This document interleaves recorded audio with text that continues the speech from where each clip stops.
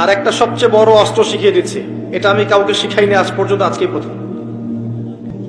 আমি আমার জীবনে দেখেছি, এই ওসিলা করে যা চেয়েছি পাইনি এমন কোনোদিনও যায় নাই।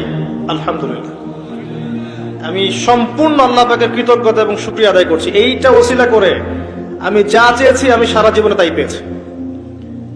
এবং আমি বিশ্বাস করি আমি যা পেয়েছি, এই বয়সে আমি যা পেয়েছি, আল্লাহ পাক কোটি কোটি মানুষকে তা দেন নাই, এটা আমি বিশ্বাস করি।